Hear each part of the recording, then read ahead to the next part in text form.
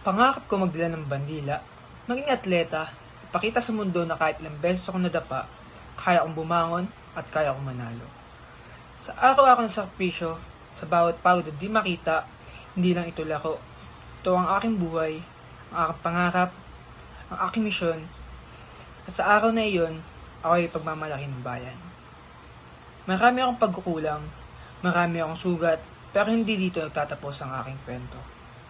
Ako si John Mark, hindi perpekto pero hindi sumusuko. At sa laban ng buhay, ako'y hindi uuro. Pero minsan, hindi sapat ang pangarap. Hindi sapat ang lakas kung wala kang direksyon. Dahil sa kababayaan ko, sa sarili kong pagkukulang, na wala ang pagkakataon tuparin ang aking mga pangarap. Nung dumaan sa pagkakataon, hindi ko ito inhawakan. At ngayon, dala ko ang bigat ng pagsisisi. Isang pangarap na minsang abot kamay, ngayon isa na lang alaala na hindi ko na maibabalik.